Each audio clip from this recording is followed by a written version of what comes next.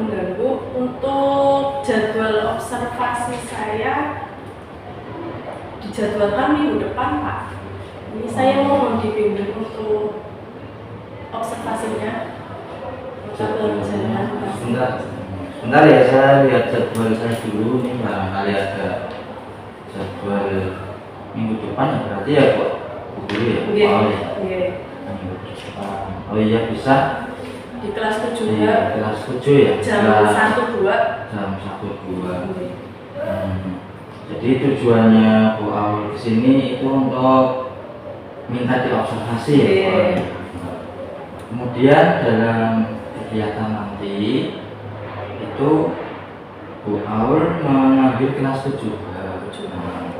Untuk model pembelajarannya nanti yang mau diambil yang apa ya? Rencana saya untuk model pembelajaran saya ambil problem based learning atau PBL, Pak. Jadi mengamati masalah yang ada di dalam kelas.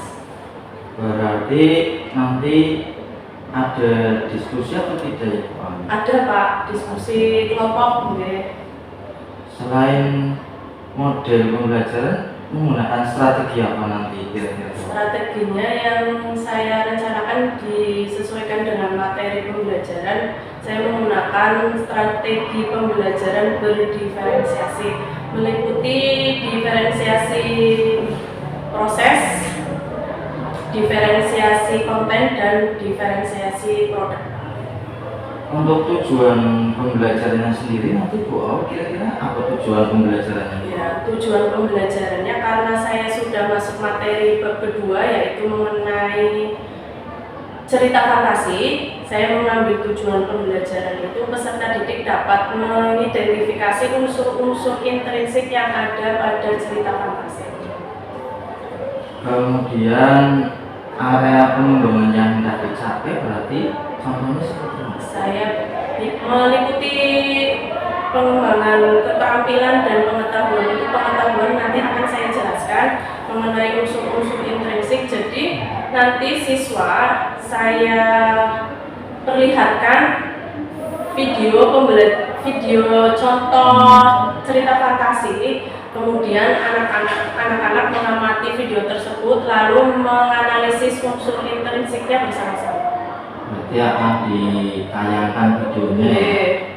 Kemudian untuk asesmennya Bu Aul menggunakan apa misal di situ? Rencananya mau pakai diagnostik, Pak. Diagnostik ya, terus formatif juga. Formatif. Sebelum diobservasi atau nanti kira-kira menurut pengetahuannya Bu Aul itu tingkat keberhasilan tujuan pembelajarannya itu jika di 0 sampai 100 itu sampai berapa ya kira-kira? 65%. 65%. Sehingga nanti Bu Aul minta diobservasi ya. Jadi untuk selanjutnya bagaimana? Dengan menggunakan strategi yang berbeda seperti pembelajaran sebelumnya seperti itu ya. Kemudian nanti berarti saya masuk di kelas tujuannya ya. Nanti disiapkan bisa waktunya ada sehingga kesimpulan dari pertemuan hari ini yang Bu Aul minta diobservasi kira-kira seperti apa? Di sini saya biasanya untuk metode pembelajaran secara diskusi itu saya mengalami beberapa kesulitan, Pak. Terutama dalam mengelompokkan peserta didik, salah satunya. Yang kedua, manajemen waktunya itu biasanya kalau anak disuruh diskusi itu dalam waktu 2 jam itu saya rasa itu kurang. Terus saya minta pendapat dari Ika bagaimana. Terus saya juga sebelumnya kan untuk pembelajaran bahasa Indonesia kebanyakan saya menerapkan metode ceramah. Untuk kali ini saya mencoba menggunakan fasilitas yang ada di kelas, terutama yang ada biasanya itu proyektor. Saya tampilkan video. Saya mencoba di kelas yang lain, anak-anak itu sangat antusias.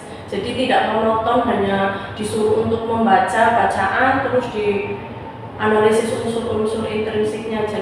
juga bisa apa ya, melihat tayangan secara audiovisualnya seperti itu. Berarti rencananya Bu Awal akan melakukan strategi menayangkan video audiovisual ya. Kemudian tadi untuk kendala diskusi ini dalam pengelompokan diskusi, langkah-langkah yang akan dilakukan seperti apa? Biasanya saya menerapkan permainan Pak. Game ya. Game ya seperti itu.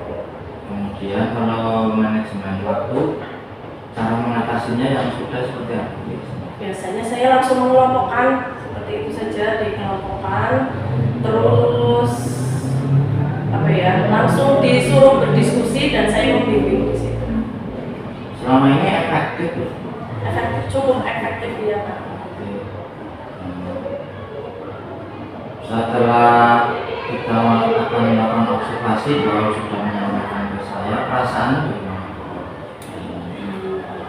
Perasaan saya ini setelah apa ya, merencanakan pembelajaran diharapkan dapat meningkatkan kemampuan peserta didik, terutama untuk meningkatkan minat, daya belajar, dan kemampuannya, karena masing-masing peserta didik itu memiliki kemampuan, minat, dan gaya belajarnya masing-masing.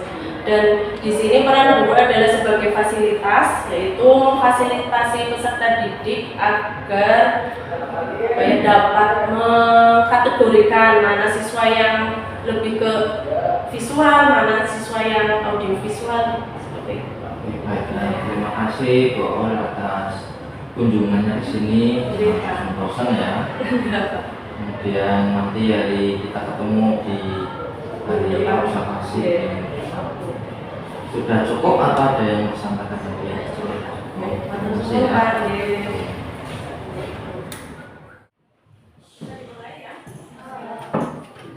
Semangat pagi. Pagi, luar biasa.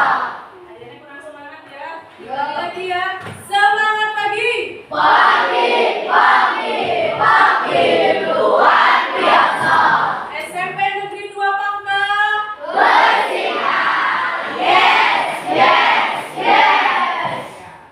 Baiklah, untuk memulai pembelajaran pada pagi hari ini, alangkah baiknya kita berdoa terlebih dahulu. Untuk ketua kelas silakan disiapkan. Siap, kita mulai.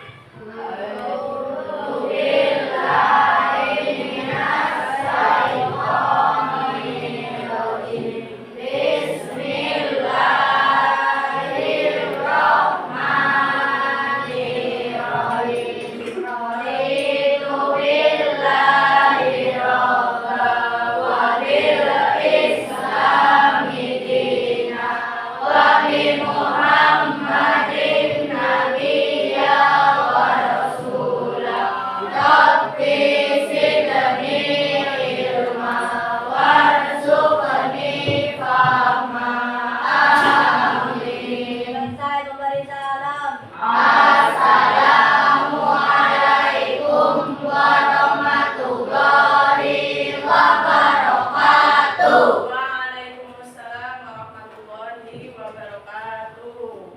Bagaimana kabar anak-anak kelas 7H hari ini?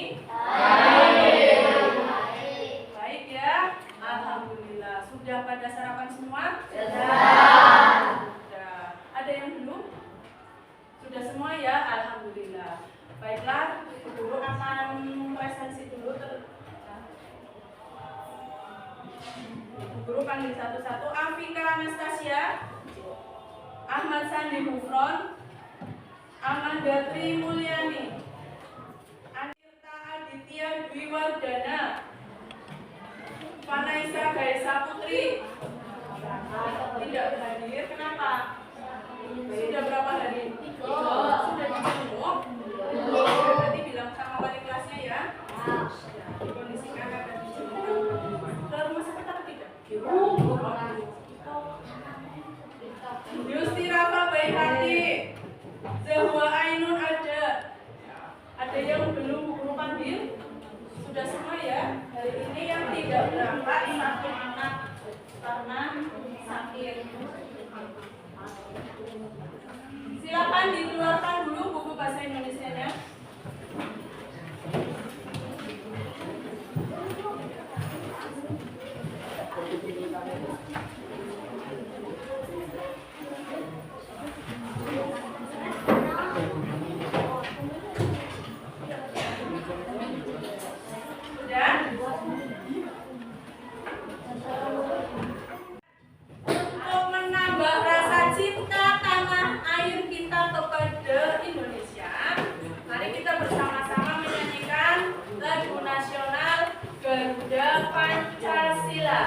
ya? Siap. Hitungan ketiga. 1, 2, 3. Garuda Pancasila, akulah pendukungmu. Patriot proklamasi, sedia berkorban untukmu. Pancasila dasar negara, rakyat adil makmur sentosa. Diberi bangsaku, ayo maju, maju, ayo maju, maju, ayo maju, maju. Oke, sip. Selanjutnya, ya, seperti yang dari awal Bu Guru sudah diskusikan dan sudah disepakati bersama mengenai kesepakatan kelas atau keyakinan kelas. Masih ingat ya? Nah, yang pertama apa ya? Tidak menyela atau mengobrol saat ya, pelajaran dimulai. Yang kedua, saat keluar masuk kelas tidak boleh. Iya, tidak boleh sorak-sorok, harus meminta izin. Yang ketiga adalah mengumpulkan tugas tepat waktu. Nah, masih bisa disepakati ya? Nah, jangan sampai bilang. Kalau betul-betul ada yang melanggar, berarti kesepakatan kelas atau keyakinan kelasnya bisa direvisi atau diperbaiki. Nah,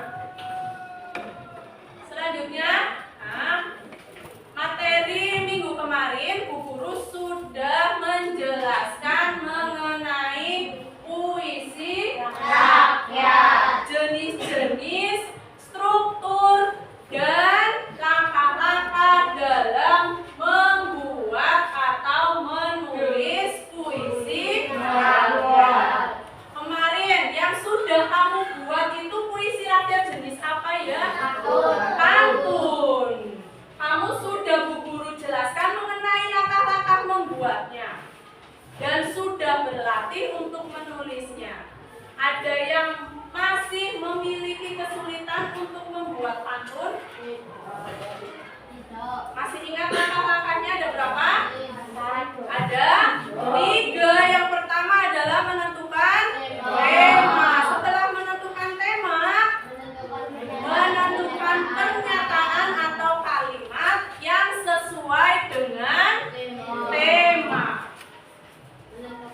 Nah, yang ketiga adalah menentukan larik isi. Larik isi itu ada pada baris ke-3 dan 4. Jadi kalau kamu membuat pantun, ya, dibuat dulu baris 3 dan 4. Yaitu baris isi. Paham ya? Nah, untuk hari ini Bu Guru akan menjelaskan mengenai cerita fantasi. Nah, mengenai cerita fantasi. Antara cerita fantasi dengan puisi rakyat itu sama-sama merupakan teks narasi. Teks narasi itu apa? Berpenghayalan. Berupa apa lagi? Serangkaian kejadian Berurutan yang menggambarkan alur awal. Iya, rangkaian kejadian yang menggambarkan urutan dari alur ayam dari awalnya. Nah, itu yang disebut dengan cerita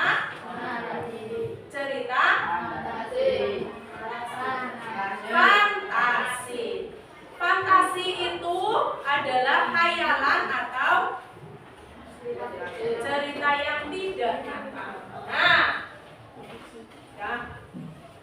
Berbicara mengenai cerita fantasi, apakah kalian pernah mendengar atau melihat atau membaca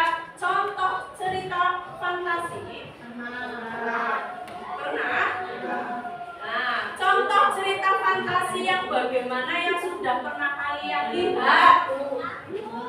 Yuda, cerita fantasi yang bagaimana yang sudah pernah Yuda lihat?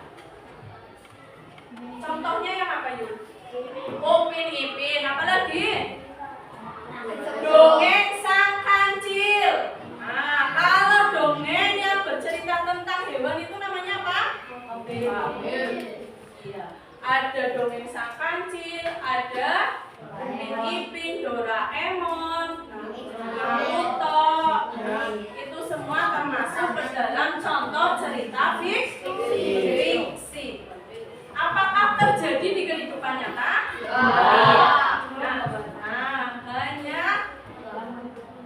Hanya menceritakan.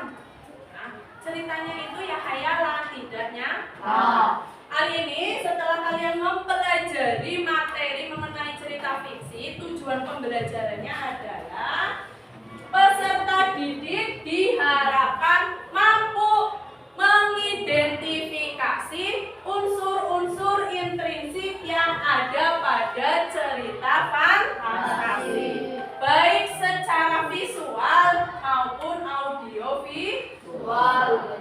Itu tujuan pembelajaran pada materi hari ini akan Guru sampaikan. Sebelumnya kita ice breaking dulu ya. Nah, ice breakingnya kita menentukan otot-otot. Nah, kita tepuk tangan, Miss ya. Masih ingat tepuk tangan ya? Tepuk 1, tepuk 1, tepuk 2, tepuk 3, tepuk 4, tepuk 4, tepuk 5. Lagi ya, diulangi ya. Kalau Bu Aul bilang tepuk 1, ditepuk.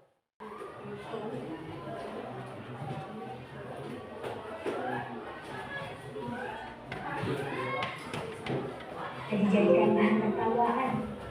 Ini semua Silakan kalian simak ya. Ivan menendang terikir di jalan dengan rasa hingga terpelanting berbulan. Lagi-lagi ia dijadikan bahan tertawaan. Ini semua gara-gara kebiasa ini. Setiap hari Ivan harus bangun setengah 4 pagi dan membantu ibu membuat aneka kue basah.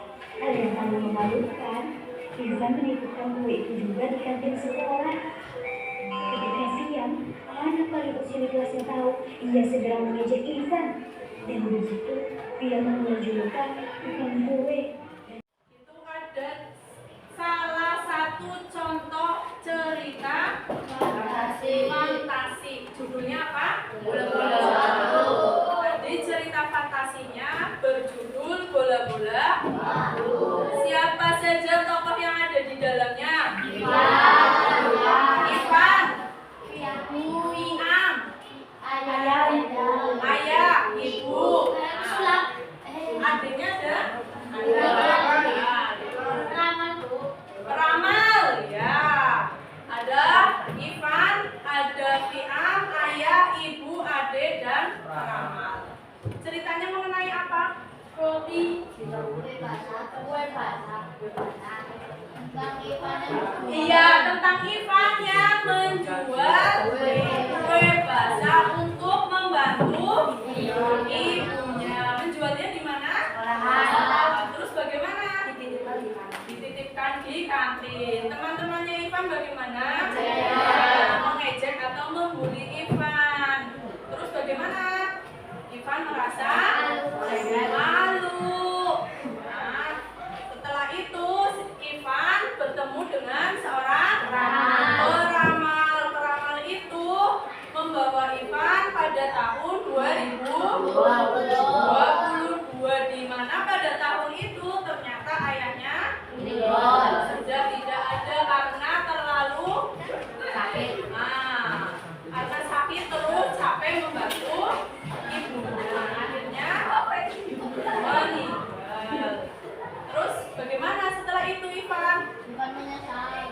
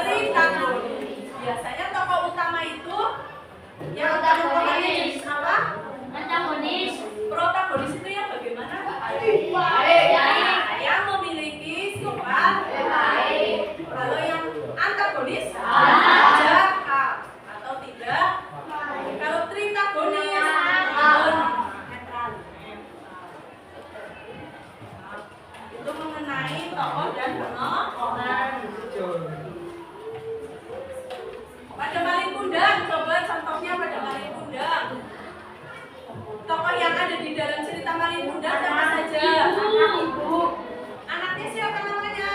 Malin. Ibunya dan kira-kira tokoh utamanya siapa? Malin Kundang. Tapi Malin Kundang itu memiliki Sikap antagonis. antagonis. Jadi tidak semua cerita fantasi tokoh utamanya memiliki sifat yang tidak semua, tapi kebanyakan kasus memang tokoh utamanya pasti memiliki sifat protagonis atau balik. Kira-kira sifatnya Malin Kundang bagaimana? Antagonis. Ya, yang antagonisnya itu yang lebih spesifiknya seperti apa sih? Tidak mau mengakui adanya orang itu. Alur atau selanjutnya alur atau plot itu adalah jalannya cerita, rangkaian peristiwa, jalinan kisah. Nah, alur sendiri dibagi menjadi ada alur, kalau maju berarti ya jalannya cerita dari awal sampai dari kalian lahir bayi sampai meninggal ya. Itu alur maju. Kalau alur mundur, bagaimana alur mundur? Dari gede sama kecil. Alur mundur bagaimana? Ikti atau istilahnya adalah flashback.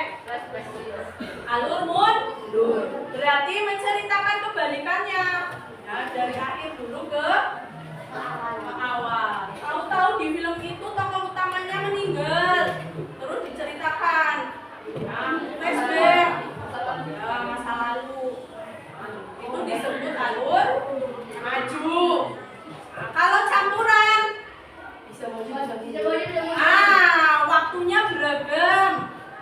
Nah, campuran biasanya cerita fantasi yang menggunakan alur campuran itu adalah jenis film detektif. Itu alurnya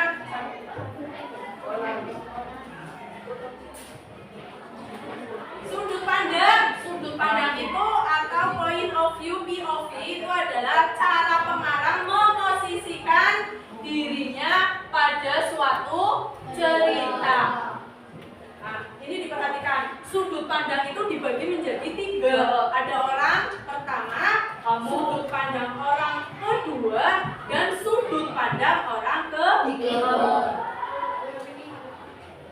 Sudut pandang orang pertama berarti pengarangnya itu ada di dalam cerita itu.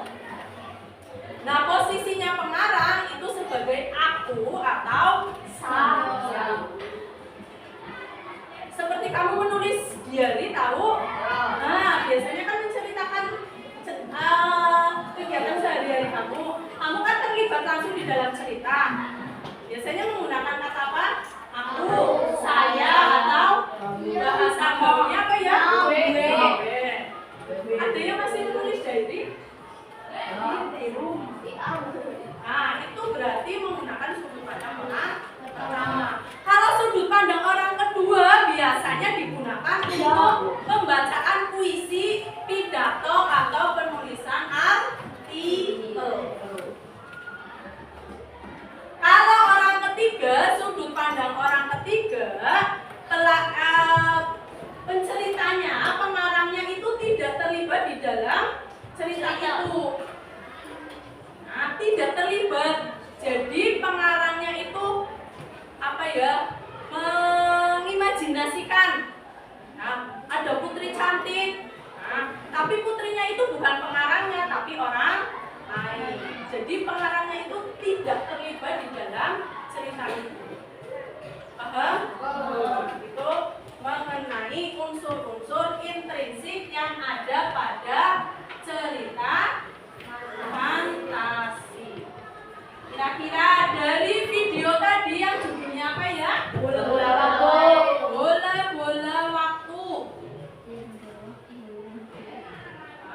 Bola-bola waktu waktu. Kamu bisa menganalisis unsur intrinsiknya. Kalau amanat kan pesan yang disampaikan pengarang kepada pembaca. Paling mudah amanatnya bagaimana? Jangan berani Tidak boleh berani terhadap orang tua. Kira-kira pada bola-bola waktu temanya tentang apa? Ivan yang jual kue, Ivan yang membantu ibunya menjual Ya, ibunya dibantu oleh Ivan menjual kue di sekolah. Nanti temanya adalah tentang pentingnya keluarga. Atau kalau yang di sekolah berarti mengenai pendidikan. Kalau latarnya di mana tadi? Di sekolah, di kantin, di rumah. Terus selanjutnya ceritanya tentang apa? Sifat Ivan bagaimana? Penokohan Ivan? Dia kurang pede. Ya, tadinya itu Ivan memiliki sifat yang baik karena mau membantu ibunya. Tapi ternyata karena diejek, akhirnya Dia malu. dia menjadi malu untuk berjualan dan membantu ibunya. Tapi berubah lagi tidak? Lebih menghargai keluarga dan memahami nilai kehidupan. Alurnya menggunakan alur maju.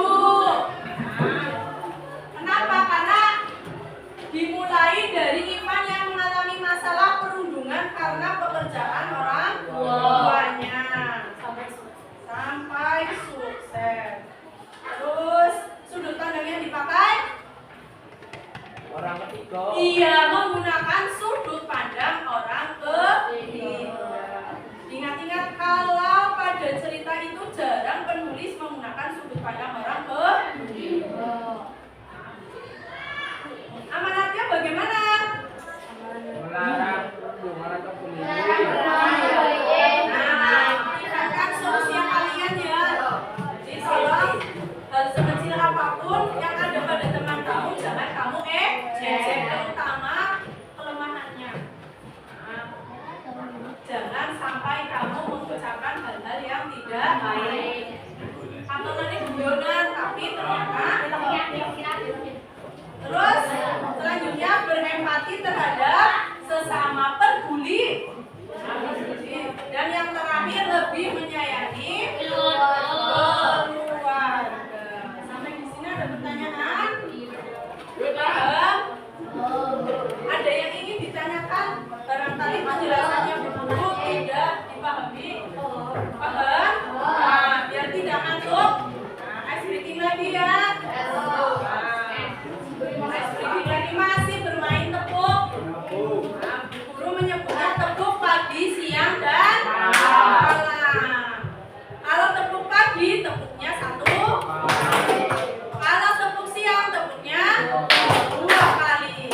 Kalau tepuk malam, karena malam hari itu biasanya orang sedang beristirahat, jadi tidak boleh pagi, siang, dan malam. Kalau malam berarti jangan bersuara tepuk, tapi jangan bersuara bisa. Coba kita praktekkan bersama. Tepuk pagi, tepuk siang, tepuk pagi, tepuk siang, tepuk pagi, tepuk malam. Masih ada yang Oke, silakan. Guru akan membentuk kalian menjadi 8 kelompok. Satu kelompoknya terdiri dari 4 anak. Nah, kelompoknya nanti berhitung ya. Oke?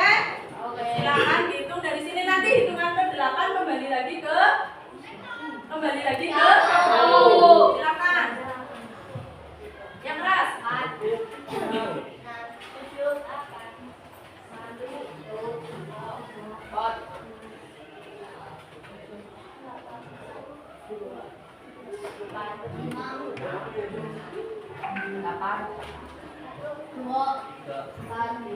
Enam. Silakan sesuai kelompoknya tadi yang disebutkan satu. Yang kemarin kelompoknya. Ya. Silakan.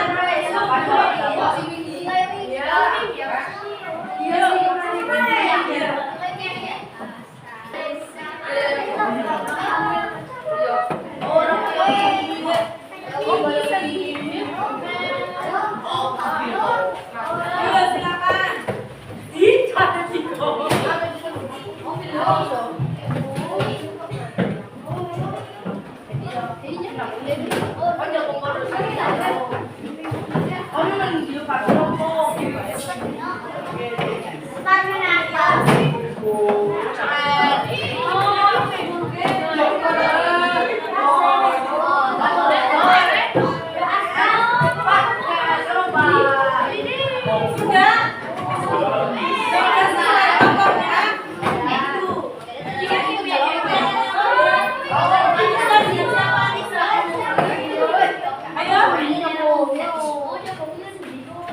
Yang nomor satu kelompok dengan Anissa siapa? Versa.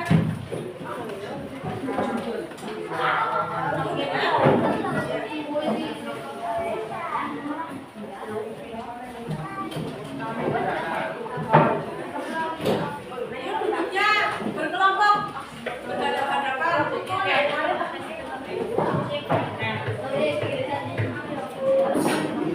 Sudah tasnya ditaruh, bukunya dibuka. Sudah diputar kursinya.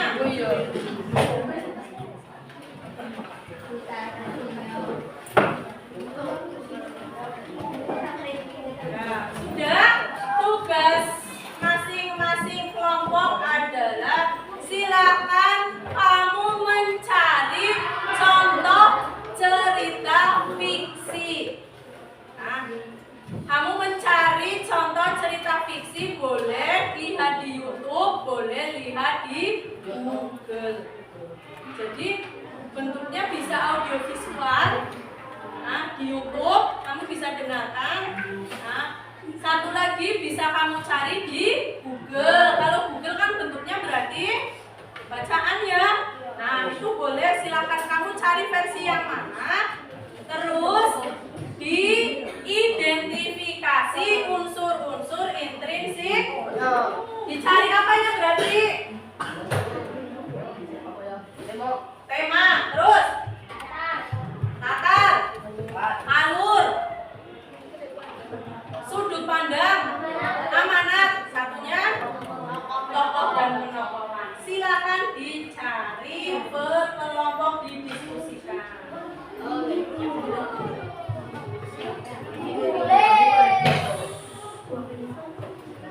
Yuk silakan.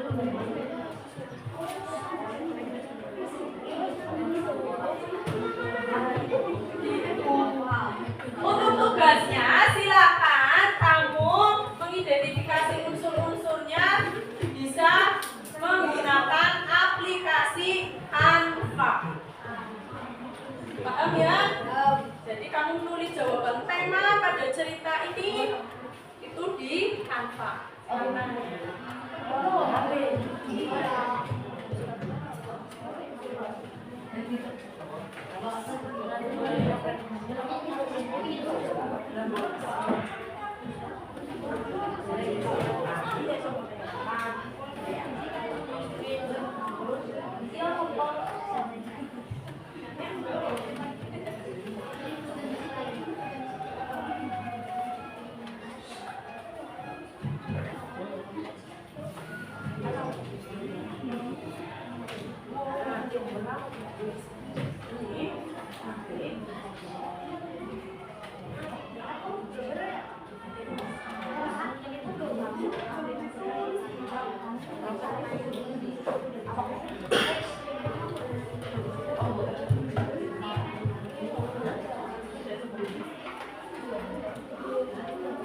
Nah, ini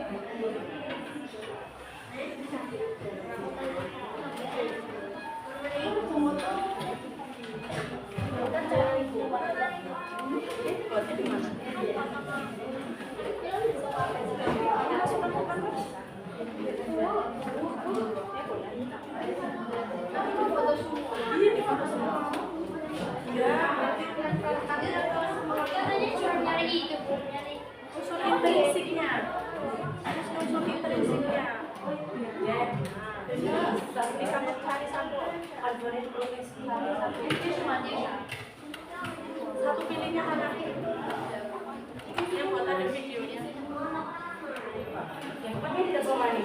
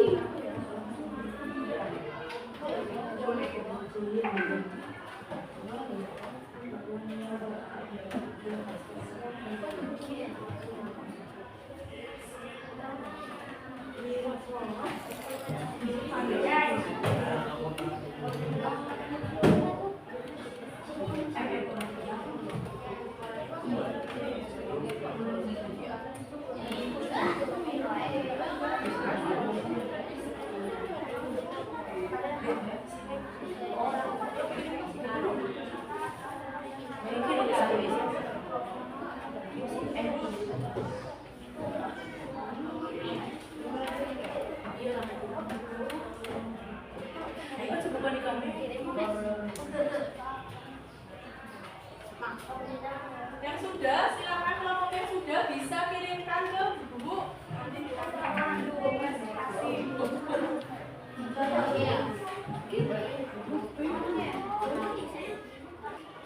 Yang lain silakan perhatikan presentasi dari kelompoknya Mbak Amel dan kawan-kawan.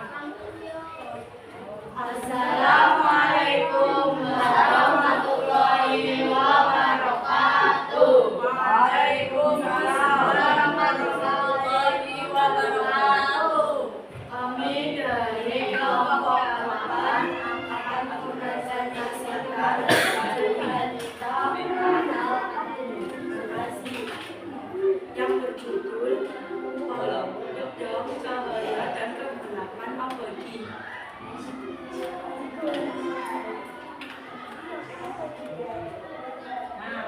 Ini salah satu hasil yang sudah dibuat oleh kelompok 8.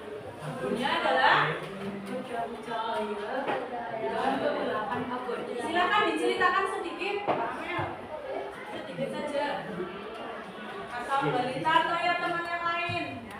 Pedang Cahaya dan Kegelapan Abadi. Yang keras. Dunia sebuah dunia yang dipenuhi dengan sihir dan makhluk ajaib. Hidup seorang pemuda bernama Kael. Kael adalah anak seorang pandai besi dari desa kecil yang terletak di pinggiran hutan gelap. Sejak kecil, Kael sering mendengar cerita tentang pedang cahaya. Senjata legendaris Rokoman mampu mengalahkan kegelapan abadi yang suatu hari akan membayangi dunia. Berbeda mengatakan bahwa hanya seorang yang berbeda pandai dan berani yang bisa menaklukkan menggunakan pedang cahaya. Meskipun juga tidak mengetahui bagaimana pedang itu berada atau bagaimana cara menggunakannya. Kael selalu bermimpi untuk menjadi seorang pahlawan dan berani melawan hidup. Silakan dianalisis unsur intrinsiknya. Kalau kalian mau mengidentifikasi unsur intrinsiknya, kalian harus bisa membuktikan kalimat mana yang termasuk latar waktu, latar tempat, dan latar suasana ya dengan bukti-bukti pahit. Paham ya? Ada pertanyaan lagi? Tidak ada, silakan ditutup.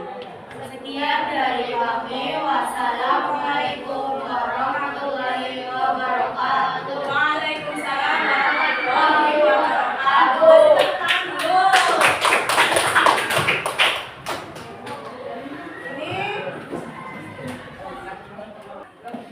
Ini di grup nggak apa-apa, di grup.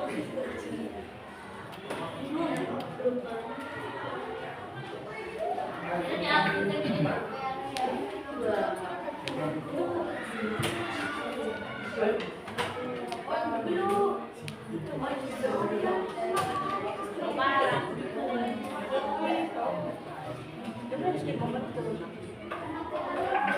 Sudah Mas Reza?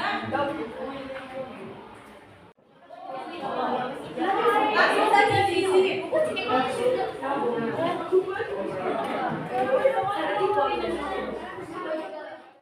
Apakah kalian suka dengan kegiatan pembelajaran hari ini? Ya, sangat suka. Dia suka banget. Yo, silakan. Kita akan menyimpulkan pembelajaran pada pagi hari ini. Kita sudah belajar mengenai pengertian dari cerita fantasi. Terus apa lagi? Unsur-unsur intrinsik yang ada pada cerita. Apa saja unsur intrinsiknya? Tema, alur, tokoh dan tokohan, latar, sudut pandang, dan amanah. Untuk materi selanjutnya, guru akan menjelaskan mengenai struktur yang ada pada cerita fantasi. Paham ya? Tolong materinya. Besok kan ada pelajaran ibu guru lagi ya. Kamu baca dulu mengenai struktur cerita fantasi. Paham? Sampai di sini ada pertanyaan? Cukup? Tidak ada pertanyaan? Nanti malam belajar. Assalamualaikum warahmatullahi wabarakatuh. Waalaikumsalam warahmatullahi wabarakatuh. Perkenalkan, saya Ika Prananto, CGP Angkatan 11 Kabupaten Tegal. Kami akan melakukan percakapan pasca observasi dengan teman sejawat saya, Ibu Aulia Rahmawati. Kemudian didampingi dengan pengajar praktek saya, Bapak Muhammad Rizky Samsami dari SD Negeri Penusupan 2. Demikian percakapan kami untuk melengkapi tugas aksi nyata 2.3. Terima kasih. Selamat siang Bu Aulia. Selamat siang Pak. Oke. Kemarin kan Bu Aulia minta untuk saya mengobservasi kelasnya Bu Aulia ya. Oke. Nah, kemarin di kelas 7 kan ya, 7 kan. itu udah kita laksanakan. Kemudian setelah dilaksanakan, gimana perasaan Bu Aulia mengajar, kemudian saya hadir di situ untuk mengobservasi, gimana perasaannya? Perasaan saya cukup ada sensasi menegangkannya, tapi so far itu membuat saya dapat mengevaluasi pembelajaran yang sudah saya lakukan itu bagaimana, terutama dalam mengoreksi kekurangan saya. Itu dibantu oleh Bapak Ika. Itu bagaimana kekurangan saya dalam pembelajaran itu nanti dikomentari oleh Bapak, kurangnya apa, nah itu akan menjadikan pembelajaran saya ke depannya itu jauh lebih baik lagi. Itu di pembelajaran sebelum saya menggunakan strategi pembelajaran berdiferensiasi, itu yang saya perhatikan peserta didik itu kurang antusias dan kurang bersemangat dalam mengikuti pembelajaran yang sudah saya lakukan. Tapi setelah saya menggunakan strategi pembelajaran berdiferensiasi, saya lihat peserta didik jauh lebih antusias, mereka lebih bersemangat dan tentunya lebih fokus dalam mendengarkan penjelasan yang saya terangkan kepada mereka. Berarti untuk pembelajaran kemarin yang Bu Aulia itu peserta didik senang ya, menyenangkan ya prosesnya ya. Itu juga sama yang saya lihat ya. Kemudian pada saat pra observasi itu kan Bu Aulia akan menggunakan strategi berdiferensi dan sebagainya. Kemarin itu sebelum kegiatan observasi, menurut Bu Aulia kemarin itu kan dari angka 0 sampai 100 itu di posisi 65 ya kemarin ya. Nah, kira-kira sekarang sudah mencapai berapa itu Bu Aulia? 85 Pak. 85 ya. Itu menurut Bu Aulia ya. Padahal kalau kemarin saya lihat itu lebih dari 25 ya. Lebih dari 85, hampir ke 90. Sehingga harapan saya nanti Bu Aulia dalam proses pembelajaran yang kemarin nanti ditularkan di teman sejawat. Nanti ditularkan teman sejawat yang satu mapel dulu, kemudian ke mapel yang lain. Kebetulan nanti kan di sekolah kita kan ada workshop ya, nanti barangkali Bu Aulia akan menjadi mengisi berbagai praktek baik ya, narasumbernya itu harapan saya seperti itu. Kemudian pada saat pra observasi itu kan ada kendalanya ya. Waktu pra observasi dulu katanya Bu Aulia itu kendalanya dalam mengelompokkan kelas. Nah, kemarin seperti apa Bu Aulia yang pada saat dilakukan pembelajaran di kelas 7? Iya, sebelum pembelajaran di observasi Bapak Ika, saya biasanya mengelompokkan anak itu sesuai dengan jadwal piket Pak, atau jadwal tugas yang sudah disepakati oleh kelas. Tapi kebanyakan peserta didik mengeluh karena mungkin ada beberapa alasan mereka tidak cocok dengan si A, si B, seperti itu. Jadi setelah saya menggunakan pembelajaran berdiferensiasi, terus saya juga mengikuti apa ya yang ada di YouTube seperti itu. Saya ingin apa ya, ingin kelompoknya itu biar anak-anak itu menikmati lah, seperti itu. Yang saya temukan itu di sumber internet atau di YouTube atau di PMM sendiri itu memang banyak menggunakan game. Cara mengelompokkannya dengan menggunakan game atau permainan Pak, atau mungkin berhitung, itu paling Pak. Kalau memang game itu biasanya terkendalanya karena apa ya, kelasnya, di dalam kelasnya itu tidak terlalu luas karena banyak meja kursi seperti itu. Jadi kemarin yang saya pakai itu hanya berhitung Pak, menggunakan game berhitung ya, pengelompokannya ya, dan ternyata efektif ya Bu Aulia ya. Iya, Kemudian cukup efektif sehingga berhasil dari kendala pengelompokan di kelas tersebut, sehingga keaktifan yang diharapkan kan keaktifan anaknya serta didiknya menjadi meningkat ya. Itu untuk kendalanya sudah bisa diatasi dengan apa yang Bu Aulia sampaikan langsung ke anaknya. Kemudian setelah kegiatan observasi kan tentunya nanti ada area pengembangan yang akan dilakukan Bu Aulia ya.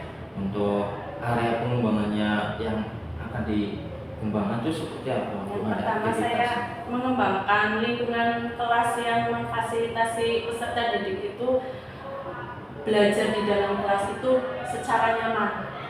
Yang kedua, saya memandu proses belajar mengajar yang efektif, terutama dalam kegiatan diskusi. Saya memandu mereka, mungkin mereka mengalami kesulitan atau hambatan bisa langsung sharing ke saya. Terus yang ketiga, dalam melakukan asesmen dan menyediakan umpan balik. Seperti itu. Kemudian untuk lingkungan kelas yang sama-sama kita lihat kemarin pada saat observasi itu udah nyaman ya Bu Aulia ya. Kelasnya sudah bersih, sudah diatasi Bu Aulia. Kemudian dari ukuran keberhasilan untuk memandu proses belajar juga, walaupun ada beberapa yang kurang bersemangat itu kan sedikit sekali, tapi mayoritas kan semangat sekali, sehingga tolak ukur keberhasilan itu masuk ya, bahwa peserta didik aktif. Gitu. Kemudian yang berikutnya asesmen. Asesmen yang sudah dilakukan kemarin apa Ibu? Diagnostik Pak. Kemudian dilanjutkan sumatif dan formatifnya itu untuk ukuran keberhasilannya seperti itu ya. Untuk area pengembangan yang akan dilakukan. Kemudian kedepannya nanti kira-kira akan dilakukan kapan lagi itu praktek-praktek yang menyenangkan seperti ini Bu? Kalau bisa saya terapkan setiap hari Pak. Setiap hari ya, karena kebetulan sekolah kita juga sarananya mendukung ya Bu. Karena Jaringan internetnya ya, ada, wifi-nya ada, terus LCD juga sudah ada, proyektor Pak. Kemudian hari ini saya mengucapkan terima kasih sekali ke Bu Aulia yang sudah bekerja sama dengan sekolah, dengan kita ya, akan satu tim di SMP 2 Pangkah mau mengembangkan peserta didik agar lebih baik lagi dan pembelajarannya berpihak kepada murid ya, sehingga kedepannya nanti semoga peserta didik kita dalam pembelajaran menyenangkan, betah, dan nanti hasilnya juga seperti yang kita inginkan. Seperti halnya yang sebelum pra observasi kan di angka 65, sekarang sudah mencapai 90. Saya hanya titip nanti tolong ditularkan ke teman sejawat. Kemudian pengembangannya Bu Aulia juga tetap terus dilakukan. Misalnya Bu Aulia akan dalam waktu dekat akan melakukan kegiatan apa biar meningkat lagi misalnya. Itu. Ada yang mau didiskusikan lagi Bu Aulia? Mungkin sudah cukup. Kalau sudah cukup, ada kegiatan lain, kebetulan ya. Kalau sudah cukup, Bu Aulia bisa kembali beraktivitas lagi. Terima kasih.